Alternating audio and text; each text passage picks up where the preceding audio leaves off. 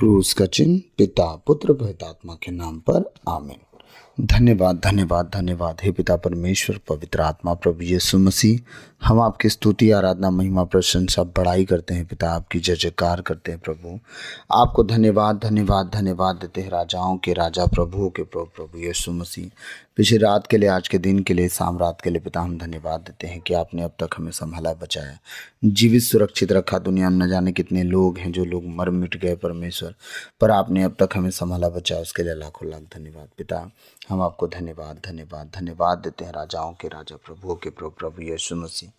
प्रभु आज जितने वचन सुनने वाले हैं प्रभु, उनके जीवन में आज 100 गुना फलों को लाइएगा इस वचन के द्वारा। प्रभु जीने वाले, चलने उठने बैठने वाले और बोल चाल करने वाले इस वचन के अनुसार हों प्रभु, इस योग बनाइए प्रभु। मैं आपके दया, आपकी कृपा, आपके बेटे बेटियों पर मांगता हूँ खुदावन। प्रभु आज हम जब भी जिन बातों पे हम मनन चिंतन करें, वो बात हमारे जीवन में प्रभु बहुतायत से आशीष का कारण बने। प्रभु मेरे मुख पर पहरा बिठाइए, मेरे होठों के द्वार के रखवाले की जाए। बोलने वाला मैं नहीं, वरन आप स्वयं मुझ में होकर अपने वचनों के द्वारा बातचीत करें। सारा आदर आपको देते हुए प्रार्थना विनती यीशु के नाम पे मांगता हूँ, सुनिए और दया से ग्रहण कीजिए। आमीन आमीन। सबको जय यीशु। मैं आशा करता हूँ आप सब बहुत आनंदित होंगे। मैं पूरे 2 दिन बाद आज फिर वचन डाल रहा हूँ और कल बनेगा तो एक बहुत बड़ी गवाही समझिए, और एक बहुत अच्छी गवाही आप लोग के सामने रखेंगे एक वीडियो के माध्यम से। तो आज हम वचन देखेंगे थोड़ा सा और वचन पे मनन चिंतन करेंगे। आज का वचन है मत्ती अध्याय 16 पद संख्या 1 से हम पढ़ेंगे, 1 से लेके हम 4 तक पढ़ेंगे।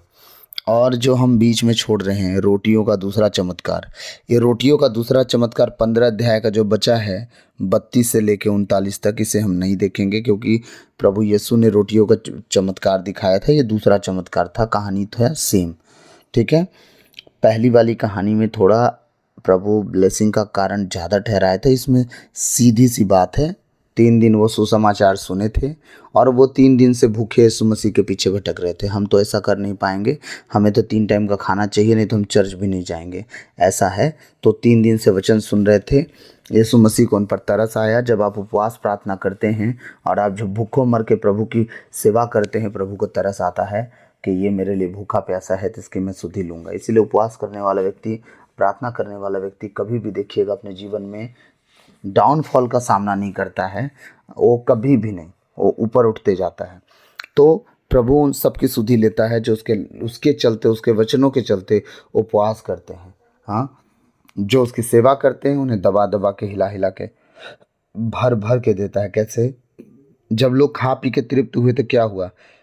उस दूसरे चमत्कार में भी 7 टोकरे चेलों को बचा, मतलब जितना उन्होंने बांटा बांटा, और सेवा करने वालों को कितना? 12 चेले 60 टोकरे। खूब था ना, काफ़ी था, कोई कमी नहीं हुई होगी।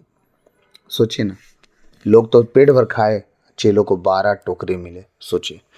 तो ये था प्रभु का काम। जब भी उसके लोग उसके लिए कुछ करते हैं, वो कसर नहीं छोड़ता देने में, कोई कमी नहीं छोड़ता, बहुत देता है। लोग उपवास प्रार्थना करते हैं, उनके जीवन को तृप्त करता है वो। आमीन। प्रभु का वचन कहता है, आज हम पहला मत्ती अध्याय 16 पद संख्या 1 से हम देखेंगे, चिन्ह की मांग। वचन का शीर्षक है चिन्ह की मांग। फरीसी और सदूकी ईसा के पास आए और उनकी परीक्षा लेने के लिए उन्होंने स्वर्ग की ओर का कोई चिन्ह मांगा। अब वो क्या कर रहे हैं? यीशु मसीह को किस बात से फंसाएं। अब उनका ये सोच था, यीशु मसीह को किन किन बातों से हम उलझा फंसा सकते हैं। एक काम करते हैं, चलो, ये कहता है ना, मैं ईश्वर का पुत्र है, मैं स्वर्ग से आया हूँ, तुम पृथ्वी के हो, मैं पृथ्वी का नहीं हूँ। तो एक काम करते, उससे बोलते हैं, चलो अच्छा, स्वर्ग से आए ना, स्वर्ग का कोई तो चिन्ह दे दे भाई हम लोग को, ऐसा कुछ, ठीक है। दूसरा वचन कह रहा है, ईसा ने उत्तर दिया, शाम को तुम लोग कहते हो मौसम अच्छा रहेगा क्योंकि आकाश लाल है। तुम लोग क्या कहते हो? संसारिक लोग संसार को देख के क्या कहते हो? शाम का मौसम अच्छा, आज का मौसम अच्छा रहेगा क्योंकि मौसम लाल है, ठीक है। सुबह कहते हो आज आंधी पानी होगा, आंधी पानी होगा क्योंकि आकाश लाल और बादलों से घिरा हुआ है। अब ये चिन्ह क्या है? सुबह का चिन्ह है, आकाश लाल और बादलों से घिरा हुआ है, आज आंधी पानी चलेगा। यदि तुम लोग आकाश की सूरत पहचान सकते हो तो समय के लक्षण क्यों नहीं पहचानते। यीशु मसीह क्या कहना चाह रहे हैं कि जब तुम मौसम को देख के धरती का हाल खबर का पता लगा ले रहे हो, आकाश को देख के मौसम का पता चला दे रहे हो, जब तुम देख रहे हो कि बादल का रंग कैसा और तुम भविष्य बता दे रहे हो कि आगे वाले आने वाले समय में 1 घंटे 2 घंटे 4 घंटे बाद क्या होने वाला है, तो प्रभु का कहना है कि यदि तुम लोग आकाश की सूरत पहचान सकते हो तो समय के लक्षण क्यों नहीं पहचानते। समय का लक्षण क्या था उस टाइम। यीशु मसीह किस समय के लक्षण के विषय में बता रहे थे। जब वो बार बार बोल रहे थे कि मैं मनुष्य का पुत्र, मैं परमेश्वर का बेटा, जो भी बातें कह रहे थे, तो लोगों को क्या करना चाहिए था उस समय? खोज खाज करना था कि नहीं करना था? प्रभु के पुराने विधान को लेके खोज खाज करना था कि नहीं? मानव पुत्र आएगा, उसके द्वारा बड़े बड़े काम होंगे, चिन्ह चमत्कार होंगे। अगर ये सारी चीज़ें अगर यीशु मसीह के विषय में लिखी थी तो क्या उन शास्त्री फरीसियों को ये बात नहीं ध्यान देना था? यूहन्ना ने जिसके विषय में कुछ कहा है वो कौन है, उसके बारे में जांच पड़ताल कर लेते हैं। कौन है, किसके विषय में यूहन्ना कहता है मैं पुकारने वाले की आवाज़, मैं उससे पहले भेजा गया हूँ उसके रास्ते को सीधा करने के लिए। तो क्यों नहीं यूहन्ना की बात वो लोग माने? वो लोग तो भविष्यवक्ता भी यूहन्ना को नहीं मानते थे और मानते भी थे। यीशु मसीह इसीलिए कह रहे थे कि तुम लोग समय और कालों को देख लेते हो और पहचान लेते हो। हाँ, अब मतलब मौसम देखते हो पहचान लेते हो, समय और कालों को देख के नहीं पहचानते। बड़ी गड़बड़ है भाई। हाँ, क्या हुआ इन सब बातों में? क्या हुआ? अब चौथा वचन कह रहा है, यह दुष्ट और विधर्मी पीढ़ी एक चिन्ह मांगती है। यीशु क्या कह रहे हैं? यह दुष्ट और विधर्मी पीढ़ी, वो धर्मी नहीं है, विधर्मी पीढ़ी है, एक चिन्ह मांगती है। उन्हें अभी चिन्ह चाहिए। हैं तो पाप में, हैं तो डूबे हुए नरकीय अवस्था में है, कर्म कांड करे जा रहे हैं, है ना, सबको डुबाए जा रहे हैं। अब कहते हैं कि ये करो वो करो, ये करना है वो करना। अपनी छोटी सी उंगली से भी वो वजन नहीं उठाते और अपने लोगों को, अपने कलीसिया को ऐसा ऐसा सलाह देते हैं शास्त्री फरीसी लोग। ठीक है, ये मत छूना, वो मत खाना, हाथ धो के खाना। लेकिन सारा ये लोग कहते, प्रभु कहते हैं ये लोग मच्छर तो छानते हैं लेकिन ऊँट सीधे निकल जाते हैं। ऐसा ऐसा कहावत यीशु मसीह इन लोग को लिए बोले। तो यह दुष्ट और विधर्मी पीढ़ी एक चिन्ह मांगती है, परंतु नबी योनस के चिन्ह को छोड़कर इसे और कोई चिन्ह नहीं दिया जाएगा। मतलब आने वाले समय में एक चिन्ह तुम्हें दिया जाएगा, लेकिन वो कौन सा चिन्ह होगा? योनस का चिन्ह। आज की डेट पे आप उन्हें योना भविष्यवक्ता कह सकते हैं, जिसे मछली निगल ली थी और वो 3 दिन 3 रात उसके पेट में थे। ये यीशु मसीह का कहना है कि वही चिन्ह तुम्हें दिया जाएगा, उसके अलावा कोई चिन्ह तुम्हें नहीं दिया जाएगा। आने वाले समय में तुम देखोगे जिस तरह योनस को मच्छ के पेट में रहना पड़ा 3 दिन 3 रात उस बड़े से जीव जंतु के, ठीक उसी तरह मैं भी कब्र में 3 दिन और 3 रात रहूँगा। जिस तरह योनस मछली के मुंह से नीनवे के फाटक पर निकाल दिया गया, उगल दिया गया, मैं भी कब्र से बाहर आ जाऊंगा। जिस तरह योनस निनवे में प्रचार किया 40 दिन का और निनवे के सारे लोग मन फिरा लिए, मेरे आने के बाद धरती पर के लोग भी मन फिराएंगे। आमीन। तो यीशु मसीह क्या कह रहे थे? योनस को छोड़ के इस पीढ़ी को और कोई चिन्ह नहीं दिया जाएगा। ये पीढ़ी एक चिन्ह मांगती है, परंतु नबी योनस के चिन्ह को छोड़कर इसे और कोई चिन्ह नहीं दिया जाएगा। इस पर ईसा उन्हें छोड़कर चले गए। यीशु मसीह उन्हें साफ साफ शब्दों में एक बात कहा, देखो तुम्हें योनस नबी के चिन्ह के अलावा और कोई चिन्ह नहीं दिया जाएगा। और क्या हुआ? यीशु मसीह छोड़ के उन्हें चले गए। मैं आप सबसे एक बात कहना चाहूँगा, आपके जीवन में, आपके मन में, आपके विचारों में अगर यीशु मसीह से आप जुड़े लोग हैं, यीशु मसीह से आप प्रेम करते हैं और आप कहते हैं हम ईसाई क्रिश्चियन हैं, अगर सच में आप हो, अगर आपके जीवन में प्रभु के द्वारा कुछ काम नहीं हो रहा है तो उसमें गलती यीशु मसीह की हो ही नहीं सकती।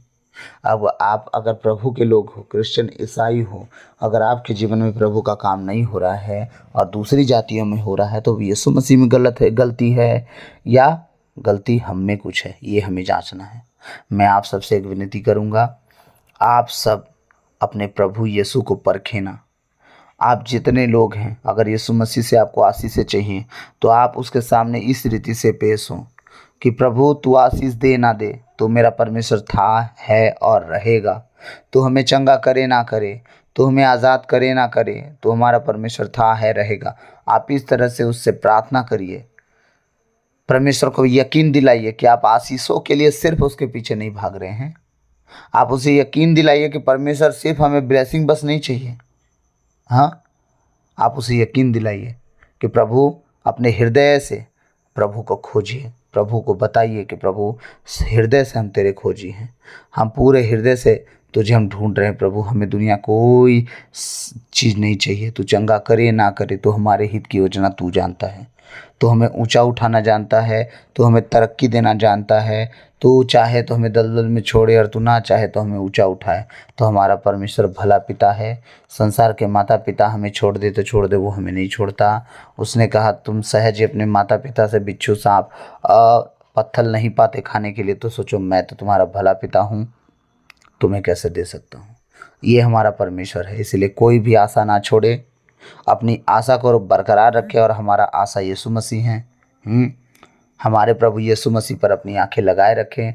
मैं सच कहता हूँ, ये काली अंधेरी रात एक दिन जाएगी और आप सब नया सवेरा देखेंगे यीशु मसीह में। आप बचेंगे, आपका घराना बचाया जाएगा, आपके जीवन में बड़े बड़े काम होंगे।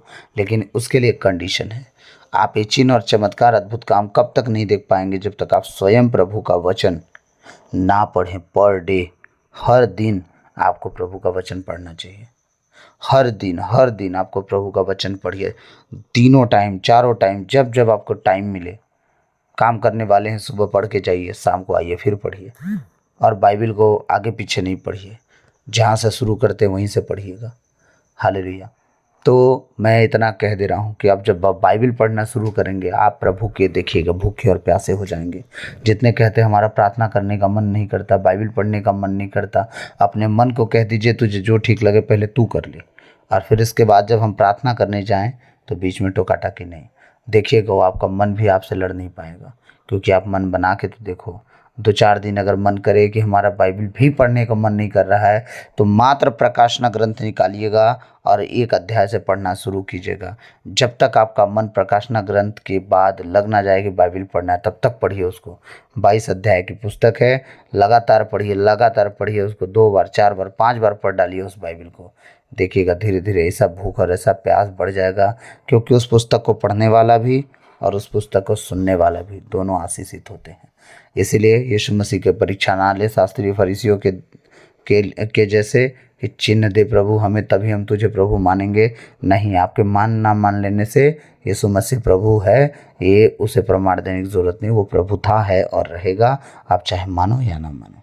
God bless you. मैं आशा करता हूँ आज का वचन थोड़ा समझा पाया हूँगा, और आगे भी हम वचनों पर ऐसे ही ध्यान देते जाएंगे। हम सबसे ज़्यादा आनंदित होंगे जब हम पत्रों में जाएंगे, प्रेरित चरित्र से लेके पूरा हम जाएंगे प्रकाशना ग्रंथ तक। बहुत आनंद आने वाला है, क्योंकि जब प्रेरित लोग अपना काम कर रहे थे तो बातें जो लिखे हैं उससे सुनने में और आनंद आएगा।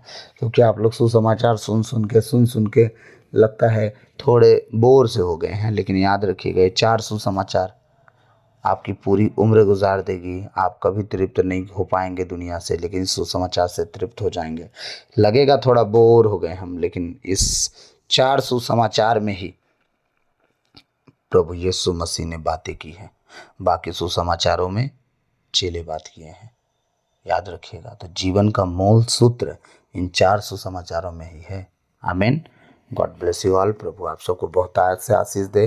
आप बचे, आपका घराना बचाया जाए। आमीन आमीन।